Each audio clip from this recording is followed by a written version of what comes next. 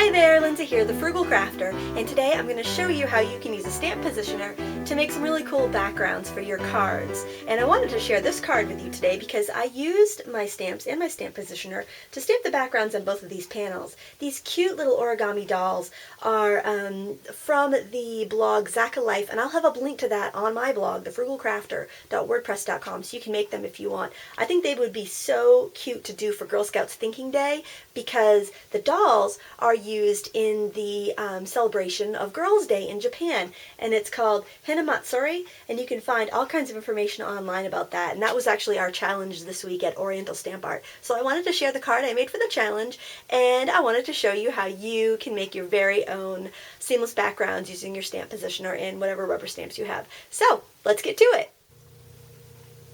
Okay, today I'm going to show you how to stamp a seamless background using a stamp positioner. I have a stamp-a-majig here, and basically what it is an angle. You can see right here that we've got a kind of like a T shape, and then there is a piece of clear film which has been stained from other uses, and this is how you use it.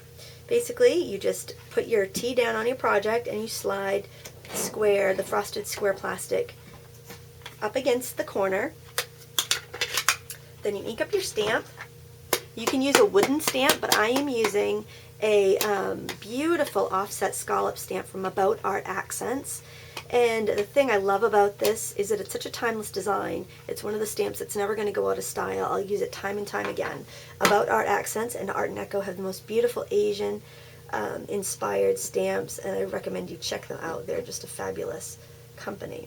So what you want to do is stamp straight down, keeping the corner of your stamp mount in the little corner, the little L shape. So there, I can see exactly. I have an image here. So when I go to stamp on my project, I can, figure out where I want it, and then I can line up my stamp positioner, and then I can ink up my stamp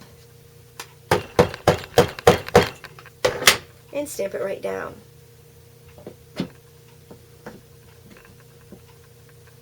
And then I know exactly where it's going to go.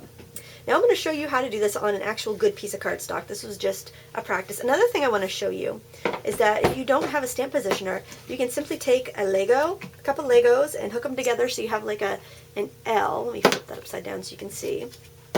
And then you can just use a clear piece of packaging or whatever and stamp straight down just like I did here. And then you've got a stamp positioner for next to nothing. I would make the sides a little bit taller so you can kind of guide it down a little easier. But if you don't have a stamp positioner, go grab your kids' Legos and you can make your very own.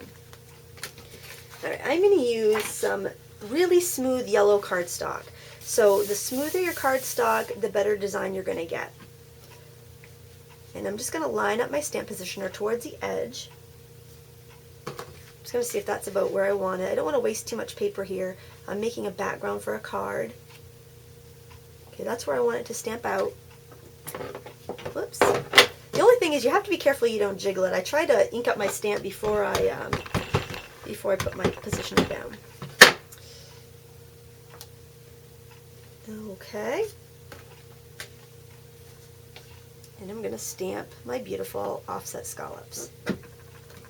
Take a second when you're lining it up in the positioner to make sure it's not wobbling and it's in there really nice and tight before you press down. It doesn't make that much difference on the first one you stamp, but as you go along, you're really going to want to take the time to make sure it stamps well because you have to connect these designs up. Now, here we can see if I line this right up next to each other, I'd have a pretty design, but see that middle row there? Those scallops wouldn't really line up.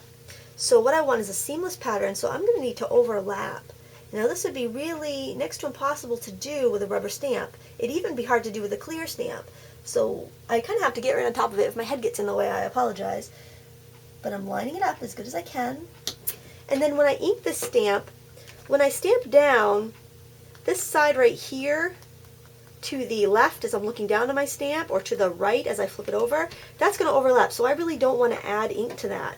So when I ink it up, I'm going to kind of just ink right up to that last column, because I don't want to have it really, really dark with the overlap. I want it to look very seamless. So I'm just kind of not inking it up all the way. I wonder if you can see that if I just kind of, see as I get the light on there, you can see it's not shiny on the edge, because I don't want it to, when I stamp it down, I don't want to get the extra dark layer of scallops. I'm just going to double check my placement.